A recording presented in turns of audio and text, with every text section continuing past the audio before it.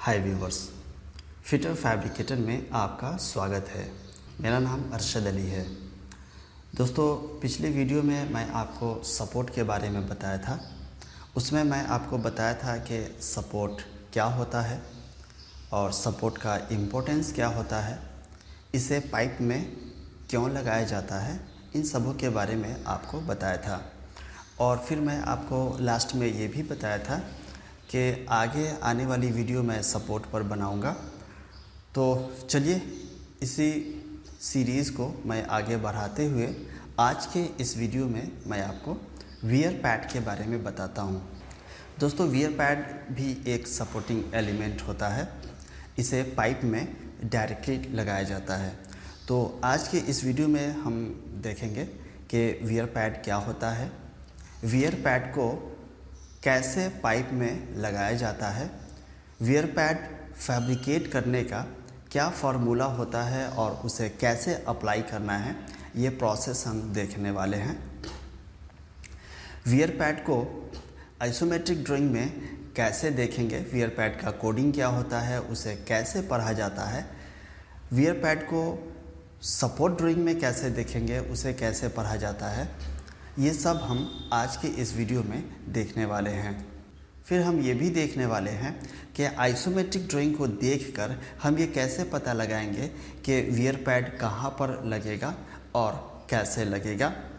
और दोस्तों, लास्ट में मैं आपको एक ड्राइंग दिखाऊंगा, आइसोमेट्रिक ड्राइंग दिखाऊंगा, और उसमें जो स्पूल दिए होंगे सेम वही स्पूल फैब्रिकेट किए हुए पोजीशन में मैं आपको वीडियो दिखाऊंगा ताकि आपको अच्छे से समझ में आ सके। क्योंकि जो ड्राइंग मैं आपको दिखाऊंगा उसमें वियर पैड दिया होगा और सेम फैब्रिकेटेड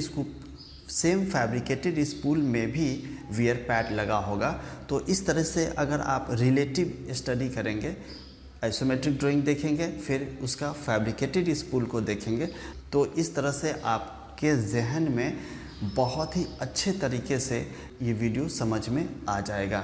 तो चलिए मैं इस वीडियो को शुरू करता हूँ। तो वियर पैड के बारे में थोड़ा सा मैं आपको पहले बता देता हूँ कि वियर पैड एक सपोर्टिंग एलिमेंट होता है। जैसा कि आप जानते हैं, इसे पाइप में डायरेक्टली लगाया जाता है। पहले पाइप में वियर पैड को लगाया जाता है, उसके बाद वियर पैड पर सपोर्ट को लगा दिया जाता है।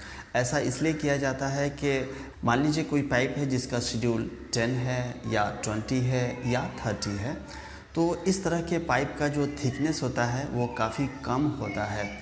और इस तरह के पाइप में अगर डायरेक्टली सपोर्ट को लगा दिया जाए तो उससे क्या होगा कि डायरेक्टली सपोर्ट को वेल्डिंग के थ्रू ही लगाएंगे, तो वेल्डिंग के थ्रू लगाने पर पाइप में कॉन्ट्रैक्शन हो जाएगा, जिसके वजह से पाइप बहुत ही ज़्यादा बेंड हो जाएगा। और चूँकि वेल्डिंग करेंगे तो चूँकि थिकनेस पाइप का बहुत ही कम होता है, तो वेल्डिंग करने के दौरान ये काफ़ी चांस होता है कि वेल्डिंग से उस पाइप में होल हो जाए। तो इस तरह से पाइप को काफ़ी प्रोटेक्शन मिलता है अगर आप वियर पैड लगा करके फिर सपोर्ट लगाते हैं। तो वियर पैड को ज़्यादातर लगाया जाता है जहां पर पाइप का थिकनेस कम होता है। दोस्तों वियर पैड दो चीज़ों से बनाया जाता है, एक तो पाइप से और दूसरा शीट मेटल से बनाया जाता है। तो इस वीडियो में हम सीखेंगे कि पाइप से वियर पैड को कैसे बनाया जाता है। अगर आप फैब्रिकेशन शॉप में जाएंगे जहां पर बल्क में प्रोडक्शन हो रहा हो, जैसे कि किसी प्रोजेक्ट का कंप्लीट स्पूल वहाँ बनता हो, तो वहाँ पर शीट मेटल से वियर पैड को बनाया जाता है। शीट मेटल से इसलिए भी बनाया जाता है क्योंकि वहाँ पर बेंडिंग का मशीन उपलब्ध होता है। शीट मेटल से वियर पैड को बना देने से एक तो कॉस्टिंग कम हो जाता है और दूसरी बात यह है कि वो परफेक्टली बन जाता है। अगर आप पाइप से बनाएंगे तो पाइप का कॉस्ट ज़्यादा होता है शीट मेटल के कंपैरिजन में। इसलिए अगर फैब्रिकेशन शॉप में प्रोडक्शन हो रहा है तो फैब्रिकेशन शॉप में शीट मेटल से बनाया जाता है। इरेक्शन में पाइप से बनाया जाता है। अगर प्रोडक्शन बैच में हो, मास प्रोडक्शन हो, ज़्यादा प्रोडक्शन हो, तब शीट मेटल का इस्तेमाल किया जाता है, वरना कुछ क्वांटिटी के लिए पाइप का ही इस्तेमाल किया जाता है। तो यहाँ पर मैं पाइप का इस्तेमाल करूँगा और पाइप से मैं वियर पैड को बनाऊँगा। तो चलिए पहले मैं आपको एक ड्राइंग दिखाता हूँ, उसमें मैं आपको पहले वियर पैड के बारे में बता देता हूँ। तो यहाँ पर देख लीजिए, ये मेरे पास आइसोमेट्रिक ड्राइंग है। इसे मैं ज़रा सा जूम कर देता हूँ ताकि आपको अच्छे से दिख जाए। ये मेरे पास आइसोमेट्रिक ड्राइंग है, इसी का मैं फैब्रिकेटेड स्पूल दिखाने वाला हूँ। तो पहले मैं वियर पैड के बारे में बता देता हूँ कि इस ड्राइंग में वियर पैड कहाँ दिया हुआ है। अगर आप बिल्कुल भी फ्रेशर हैं तो आपकी जानकारी के लिए मैं बता देता हूँ कि दोस्तों वियर पैड को WEAR वियर PAD पैड लिखा जाता है। वियर का पहला लेटर W और P का पहला लेटर P यानी कि WP शॉर्ट में लिखा जाता है। दोस्तों वियर पैड को शॉर्ट में WP लिखा जाता है। अगर आपको आइसोमेट्रिक ड्राइंग में कहीं पर भी WP दिख जाए तो आप समझ जाइए कि वो वियर पैड के बारे में दिया हुआ है। तो इस ड्राइंग में WP हम ढूंढेंगे और हमें मिल भी जाएगा, क्योंकि पहले से मैं उसी टाइप के ड्राइंग को सेलेक्ट किया है ताकि आपको अच्छे से समझा सकें। तो यहाँ से मैं स्टार्ट करता हूँ। इस लाइन का इन्फॉर्मेशन यहाँ पर दिया हुआ है। आगे कौन सा लाइन जा रहा है वो ये वाला लाइन नंबर है, ये कंटिन्यूशन लाइन नंबर है, यहाँ पर दिया हुआ है। और यहाँ पर ईस्टिंग, नॉर्थिंग और एलिवेशन दिया हुआ है। ये सब तो मैं बहुत पहले भी आपको बता चुका हूँ, फिर भी मैं यहाँ पर रिपीट कर देता हूँ। फिर यहाँ पर आगे आइएगा, आगे आएंगे तो यहाँ पर कुछ दिया हुआ है। हमें मालूम नहीं है क्या दिया हुआ है, मगर इसके कोड को जब हम पढ़ेंगे तो हमें बखूबी मालूम हो जाएगा कि यहाँ पर क्या दिया हुआ है। फिर यहाँ पर देखेंगे तो यहाँ पर WP दिया हुआ है और उसके बाद में कुछ इन्फॉर्मेशन दिया हुआ है जो अभी जस्ट मैं आपको बताने वाला हूँ। फ़िलहाल ये देख लीजिए कि WP यानी कि वियर पैड यहाँ पर दिया हुआ है। और दोस्तों ज़रा सा गौर करेंगे यहाँ पर तो एक ये जो लाइन देख रहे हैं ना, ये जो लाइन आप देख रहे हैं ये पाइप है, आपको तो मालूम ही है, मगर इसके जस्ट पैरेलल में 2 लाइन दिया हुआ है दोस्तों। ठीक है, ज़रा सा गौर करेंगे। फिर यहाँ पर भी गौर करेंगे तो पैरेलल में 2 लाइन दिया हुआ है, फिर यहाँ पर भी दिया हुआ है, यहाँ पर भी दिया हुआ है। ठीक है, तो इसके बारे में मैं आपको बता देता हूँ कि ये जो लाइन है यहाँ पर पैरेलल दिया हुआ है। इसका मतलब ये हुआ कि ये जो लाइन है यहाँ पर रेस्टिंग में है। ठीक है, ये रेस्टिंग का सिंबल होता है दोस्तों। यहाँ पर जो लाइन है वो रेस्टिंग में है। अब मैं आपको एक दूसरा ड्राइंग दिखाता हूँ, उसमें आपको ये समझ में आ जाएगा। ये एक लाइन है, इसको आप देख लीजिए। इसको मैं ज़रा सा जूम कर देता हूँ। अब इसको अगर आप देखेंगे तो यहाँ पर देखिए ये लाइन है, इसके साथ में 2 पैरेलल लाइन है और यहाँ पर रेस्ट लिखा हुआ है। इसका मतलब ये हुआ ये रेस्टिंग का सिंबल है, ये भी रेस्टिंग का सिंबल है, ये भी रेस्टिंग है, ये पूरा रेस्ट दिया हुआ है। अगर यहाँ पर रेस्ट नहीं होता तो कुछ न कुछ दिया होता, सपोर्ट वगैरह कुछ न कुछ दिया होता। तो ये रेस्टिंग का सिंबल है दोस्तों। ये जो वियर पैड हो गया, यहाँ पर वियर पैड लगा हुआ है या हमें लगाना है। फिर यहाँ पर भी वियर पैड दिया हुआ है, फिर यहाँ पर भी वियर पैड दिया हुआ है और फिर यहाँ पर भी वियर पैड दिया हुआ है। तो आइए, ये जो वियर पैड दिया हुआ है, वियर पैड के बाद एक डैश दिया हुआ है, इसे आप डैश पढ़ेंगे। नए लोगों को ये सब भी बताना पड़ता है दोस्तों। डैश दोस्तों इसलिए दिया हुआ है ताकि ये 2 कोड है, 2 डिजिट हैं, इन 2 डिजिट को आपस में सेपरेट करने के लिए दिया हुआ है। तो वियर पैड के बाद डैश दिया हुआ है, उसके बाद 20 दिया हुआ है, यानी कि वियर पैड का साइज़ दिया हुआ है। वियर पैड के बाद जो दिया होता है वो साइज़ दिया होता है, यानी कि वियर पैड के बाद 20 है तो इसका मतलब है वियर पैड का साइज़ है। फिर 20 के बाद डैश दिया हुआ है, फिर डैश के बाद 450 दिया हुआ है। 450 यानी कि वियर पैड का लेंथ होता है। अब कौन सा लेंथ होता है वो मैं जब वियर पैड बनाऊंगा तो आपको अच्छे से समझ में आएगा।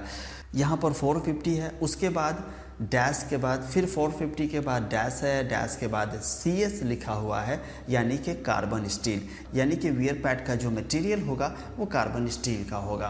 फिर उसके बाद S20 दिया हुआ है, यानी कि वियर पैड का जो शेड्यूल होगा, वियर पैड जिससे बनेगा उसका शेड्यूल 20 होना चाहिए। तो ये सारी इन्फॉर्मेशन दिया हुआ है, यानी कि वियर पैड का साइज़, वियर पैड का लेंथ, वियर पैड का मटेरियल और वियर पैड का थिकनेस दिया हुआ है।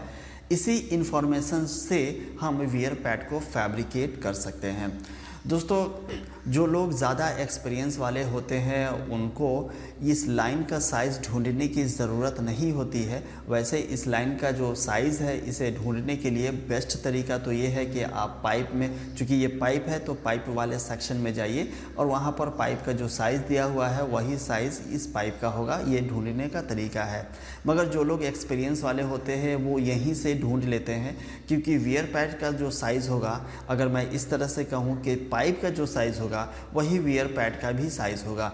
तो यहाँ पर वियर पैड 20 है, इसका मतलब ये हुआ कि ऑटोमेटिक पाइप का साइज़ 20 होगा। ठीक है दोस्तों, इस तरह से भी ढूंढ लिया जाता है, आपको इतना दूर जाने की ज़रूरत भी नहीं होती है। तो यहाँ पर इंफॉर्मेशन दिया हुआ है। फिर उसी तरीके से वियर पैड का यहाँ पर इंफॉर्मेशन दिया हुआ है। यहाँ पर देखिए वियर पैड का जो साइज़ है 450 है। यहाँ पर भी वियर पैड का जो साइज़ है, यानी कि वियर पैड का जो लेंथ है वो 450 है। यहाँ पर देखेंगे तो 450 है और यहाँ पर देखेंगे, यहाँ पर भी देखेंगे तो 450 दिया हुआ है। ठीक है, यानी कि 1 2 3 4 वियर पैड सेम साइज़ का इसमें बना हुआ है। दोस्तों, यहाँ पर मैं आपको एक बात बता देता हूँ, आप चाहें तो इसे आप नोट कर सकते हैं कि वियर पैड और पाइप में 3 चीज़ें कॉमन होंगी। वियर पैड और पाइप में 3 चीज़ें कॉमन होंगी। वो क्या होंगी? पाइप का जो साइज़ होगा वही वियर पैड का साइज़ होगा। ठीक है, पाइप का जो साइज़ होगा वही वियर पैड का साइज़ होगा। पाइप का जो मटेरियल होगा वही वियर पैड का मटेरियल होगा और पाइप का जो शेड्यूल होगा वही वियर पैड का शेड्यूल होगा। ठीक है, अगर आपको आइसोमेट्रिक ड्राइंग में और फिज़िकली जो वियर पैड बना हुआ है इसमें कुछ गड़बड़ सरबड़ दिखे तो एज अ सुपरवाइज़र या एज अ इंजीनियर ये आपकी रिस्पॉन्सिबिलिटी है कि आप इन सब चीज़ों को चेक करें। अगर आपको कुछ गड़बड़ दिखता है तो आप प्लानिंग डिपार्टमेंट में जाइए और इस मैटर को शॉर्ट आउट कर लीजिए। या अगर आप फिटर हैं या फैब्रिकेटर हैं तो अगर इस तरीके से आपको कुछ गड़बड़ सरबड़ दिखता है तो आप अपने सीनियर से कांटेक्ट कीजिए, आप अपने सुपरवाइज़र से कांटेक्ट कीजिए या आप अपने इंजीनियर से कांटेक्ट कीजिए और वो जो आपको सॉल्यूशन देंगे उस सॉल्यूशन को आप फॉलो कर लीजिए। तो इस तरह से 3 चीज़ें कॉमन होती है, पाइप का साइज़ और वियर पैड का साइज़, ये दोनों कॉमन होता है।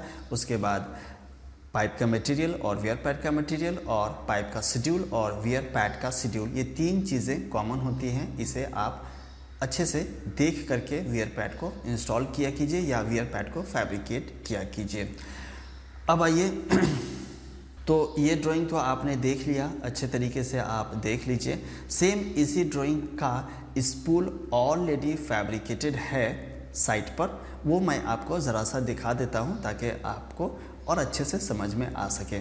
यहाँ पर देख लीजिए, यहाँ पर रोलिंग में है, यहाँ पर कुछ लगे हुए हैं, यहाँ पर सपोर्ट है, फिर यहाँ पर एल्बो है, यहाँ पर फिर सपोर्ट है, ये सब लगे हुए हैं, आप इसे देख लीजिए। ओके, मैं आपको दिखाता हूँ।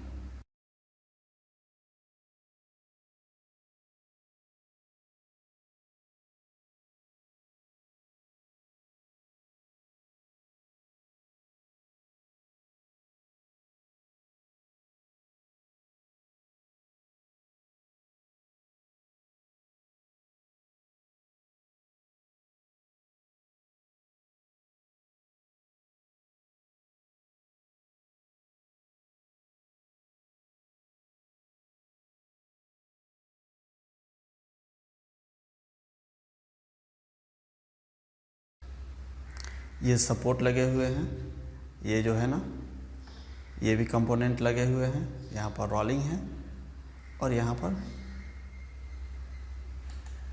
ये लाइन नंबर देखिए 3101-31S-830501-74 स्पूल नंबर 5।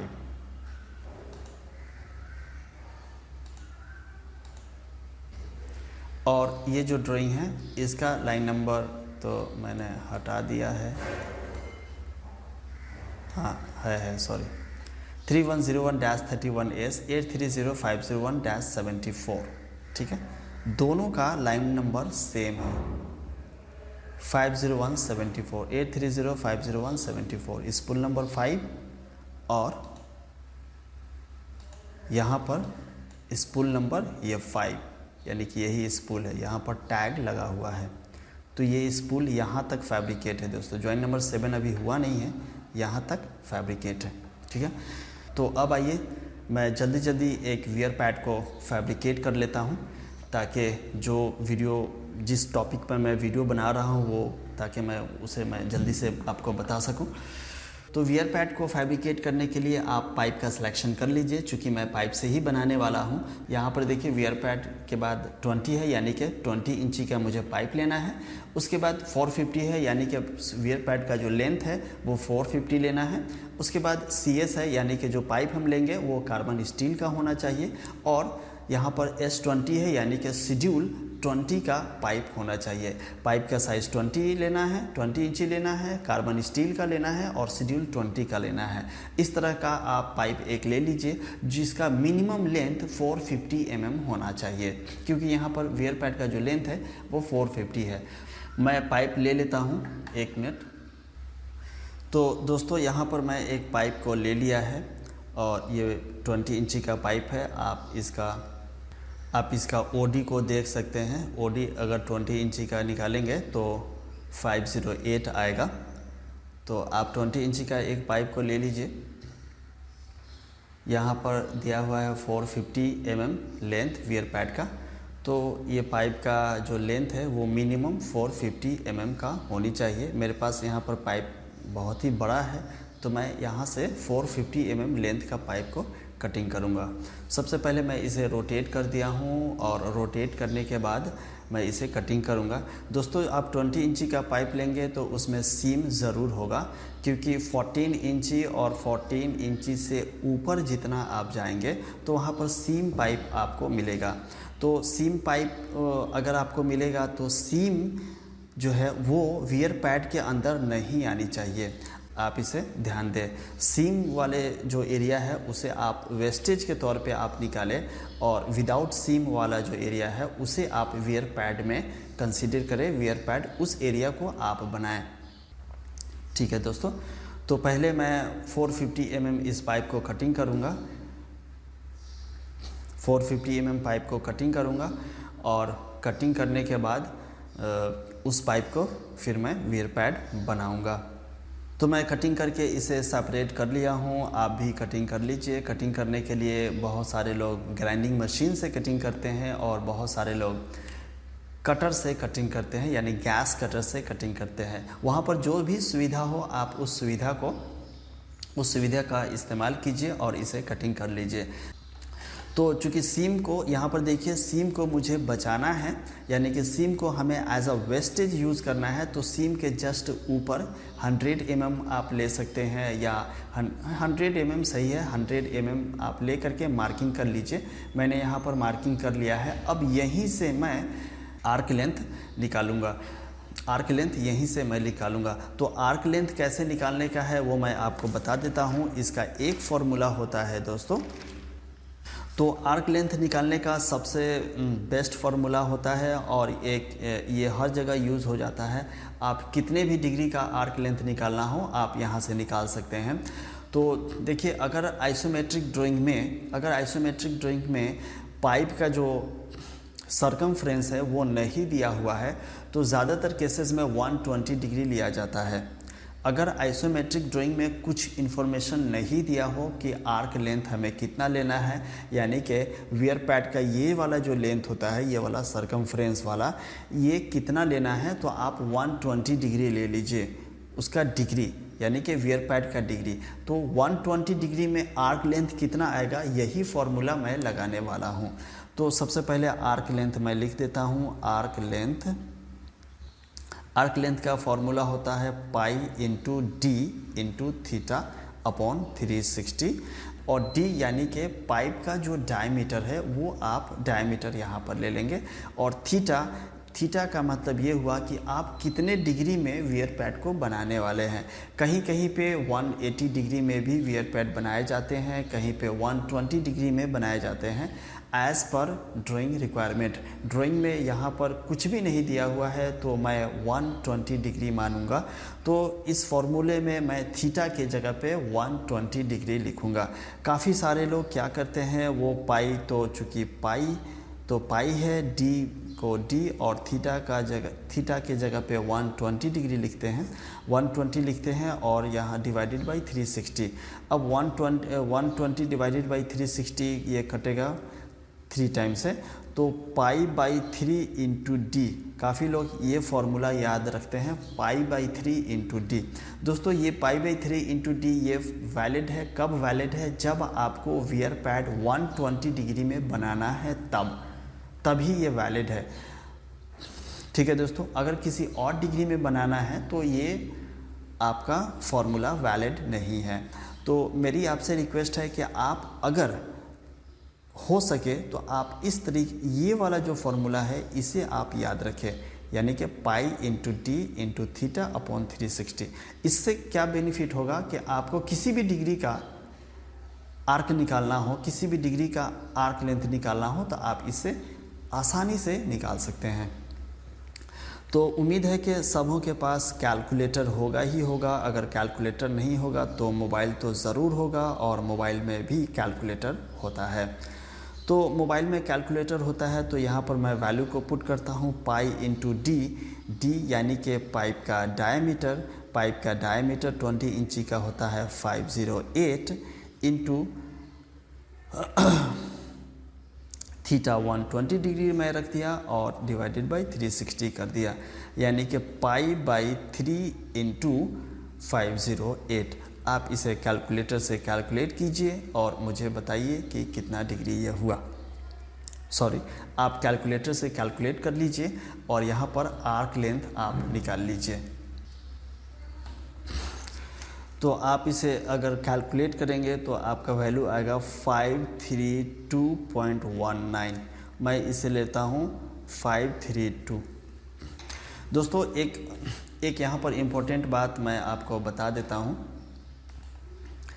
कि वियर पैड होता है, वियर पैड वो पाइप के साथ नहीं लगाया जाता है, बल्कि ये सपोज़ ये पाइप है तो पाइप के ऊपर लगाया जाता है, ऊपर नहीं नीचे, चूँकि नीचे सपोर्ट होता है, पाइप के ऊपर लगाया जाता है। वो किसी किसी कंडीशन में जहाँ पर हैंगिंग सपोर्ट होता है, ठीक है, या लग्स वगैरह लगाए जाते हैं तो वहाँ पर वियर पैड ऊपर लगाया जाता है, कहीं कहीं पे साइड में लगाया जाता है और ज़्यादातर केसेस में नीचे लगाया जाता है। तो मैं यहाँ पर नीचे की बात करता हूँ, ठीक है। तो वियर पैड है वो पाइप के ऊपर लगाया जाता है, कहीं भी हो, चाहे ऊपर हो, वियर पैड ऊपर लगाना हो या साइड में लगाना हो या डाउन में लगाना हो, तो वियर पैड को पाइप के ऊपर ही लगाया जाता है, पाइप के साथ में नहीं लगाया जाता है। मगर वियर पैड आप किस चीज़ से बना रहे हैं, उसी पाइप से बना रहे हैं जिस पाइप पर आपको लगाना है।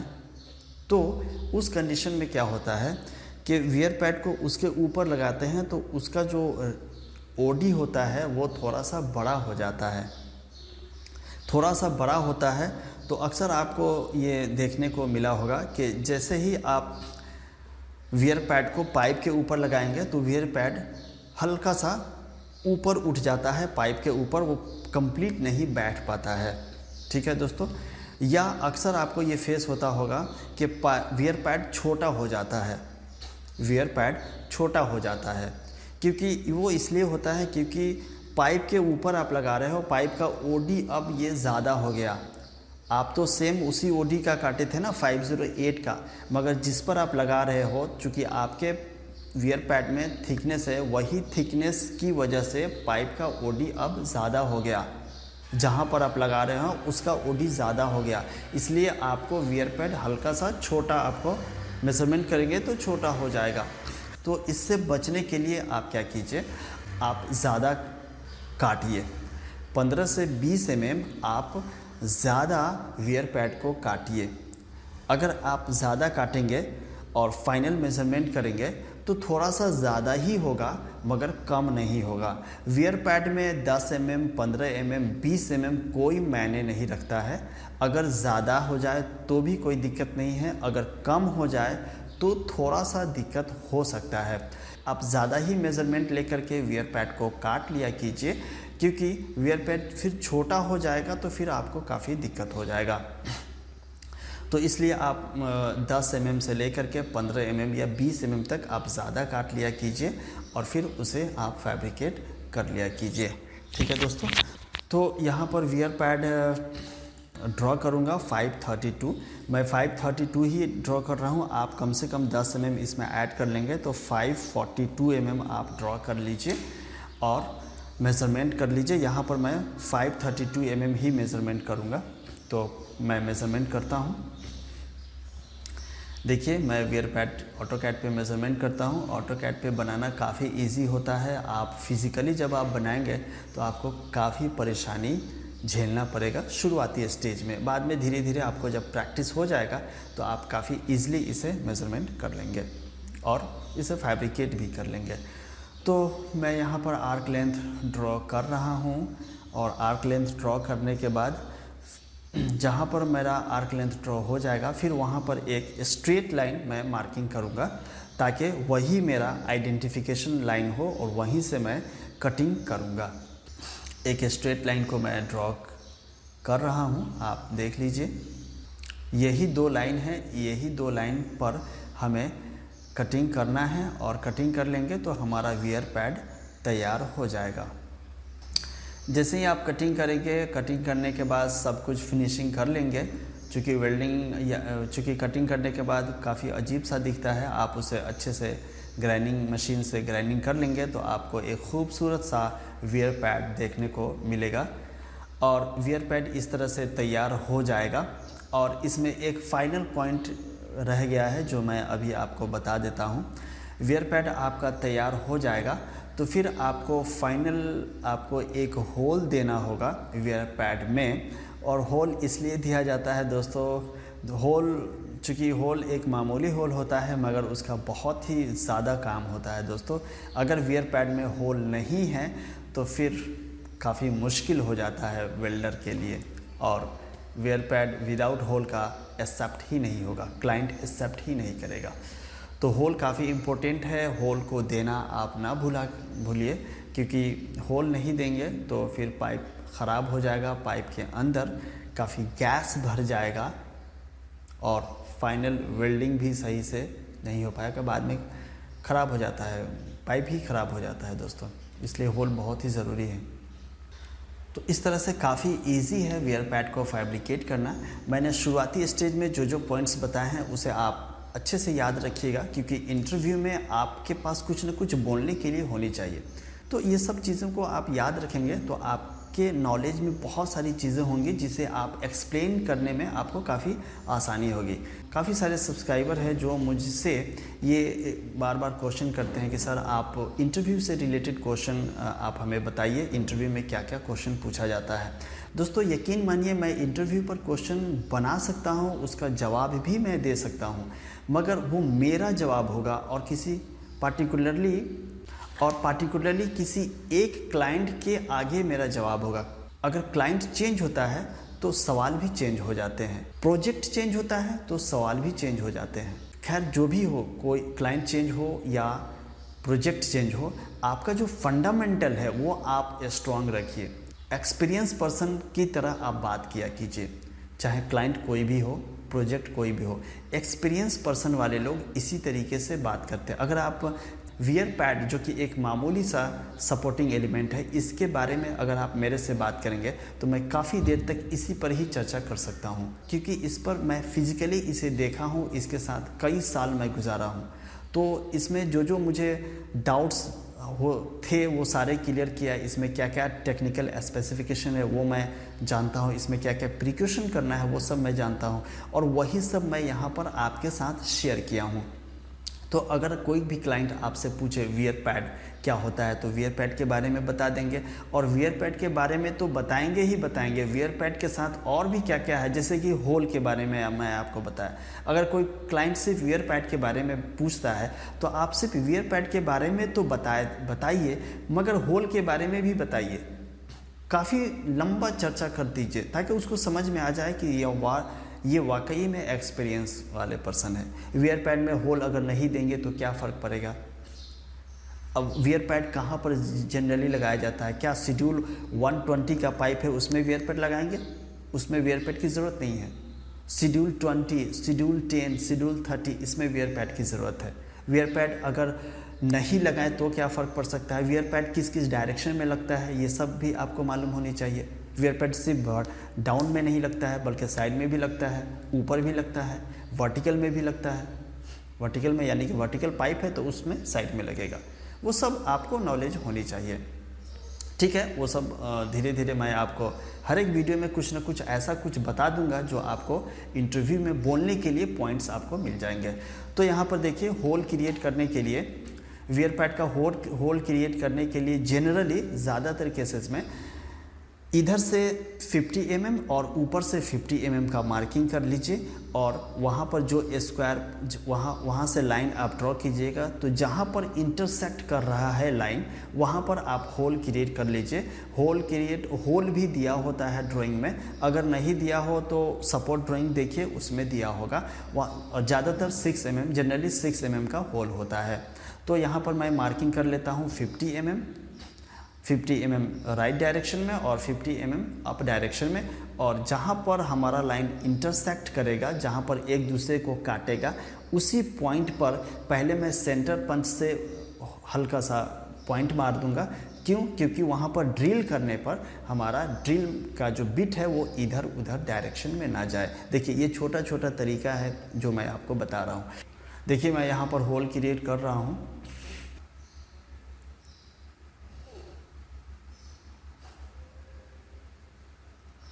मैंने होल क्रिएट कर दिया है। अब आपका ये वियर पैड 100% सही हुआ। अगर होल नहीं होगा तो फिर आपका वियर पैड रिजेक्ट हो जाएगा, आपको होल करना ही होगा, ठीक है दोस्तों। इसलिए होल का भी आप ध्यान रखें। अगर आप कहीं पर स्पूल को चेकिंग करने जा रहे हैं, अक्सर सुपरवाइज़र या इंजीनियर या क्यूसी लोग स्पूल को चेकिंग करने जाते हैं, तो वियर पैड को यूं ही दूर से ही देख करके छोड़ देते हैं। नहीं, आप वियर पैड देखिए और उसमें होल देखिए, होल है कि नहीं। अगर होल नहीं है तो फिर होल आपको देना होगा, क्योंकि वेल्डिंग करेंगे तो उसमें से गैस निकलता है, काफ़ी सारे फ्यूम्स निकलते हैं, तो वो अंदर ही रह जाता है, जिसके वजह से पाइप को नुकसान पहुँचता है, ठीक है दोस्तों। तो उम्मीद करता हूँ कि ये वीडियो आपको पसंद आया होगा। नेक्स्ट वीडियो में आपको प्राइमरी सपोर्ट के बारे में बताऊंगा। पहले प्राइमरी सपोर्ट में बहुत सारे टाइप्स होते हैं, ये सपोर्ट के बारे में बताऊंगा, फिर सेकेंडरी सपोर्ट के बारे में बताऊंगा, ठीक है दोस्तों। इस वीडियो में मैं आपको सपोर्ट ड्राइंग नहीं दिखाया है, मैं दिखा दूं क्या आपको सपोर्ट ड्राइंग, ठीक है, देख लीजिए सपोर्ट ड्राइंग।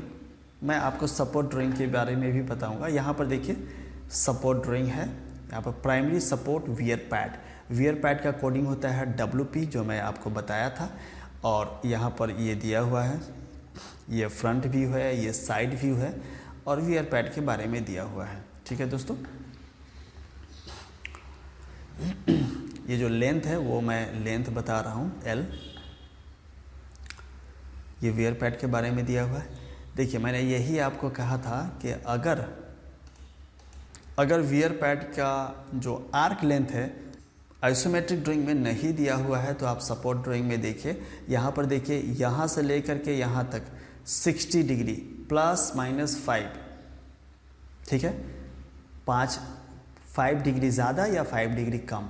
फिर उसी तरह से यहाँ देखिए 60 डिग्री, इस पॉइंट से, ये जो वर्टिकल लाइन है इस लाइन से यहाँ तक 60 डिग्री ±5, तो 5 10 हुआ, यानी कि ±10 mm, 10 mm ज़्यादा भी हो सकता है, 10 mm कम भी हो सकता है, कोई प्रॉब्लम नहीं है, ठीक है। तो 60 कितना हुआ 120, तो 120 का आपको वियर पैड बनाना है, यानी कि यहाँ से यहाँ तक, यानी कि ये जो डिग्री होगा 120 डिग्री का होगा। 10 डिग्री ज़्यादा या 10 डिग्री कम करेंगे तो और ज़्यादा कम हो जाएगा, ज़्यादा रखेंगे तो सही होगा। इसलिए आप 10 डिग्री ज़्यादा, मैं क्या बोला हूँ, 10 से 15 mm आप ज़्यादा रखें, 20 mm तक भी आप रख सकते हैं। आप ज़्यादा रखिए, कोई प्रॉब्लम नहीं होगा, ठीक है। उसके बाद फिर आप वेल्डिंग करवाइए, ठीक है दोस्तों।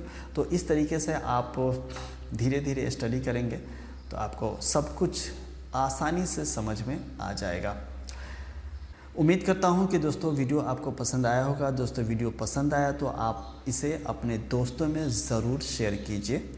आप अपनी फीडबैक आप मुझे व्हाट्सएप के थ्रू दे सकते हैं, आप मुझे कमेंट करके दे सकते हैं। आप हमारे चैनल को सब्सक्राइब कर लीजिए ताकि आइसोमेट्रिक ड्राइंग के बारे में मैं वीडियो बनाता ही रहता हूं और आगे भी बनाऊंगा। सपोर्ट का अभी सीरीज चल रहा है। फिर हमारे सब्सक्राइबर हैं जिन्होंने इरेक्शन के बारे में पूछा है, इरेक्शन कैसे करेंगे, तो इन सबों के बारे में मैं बताऊंगा, धीरे धीरे बताऊंगा। तो आपको हमारी चैनल को सब्सक्राइब कर लेनी चाहिए। दोस्तों वीडियो देखने के लिए बहुत बहुत शुक्रिया, धन्यवाद।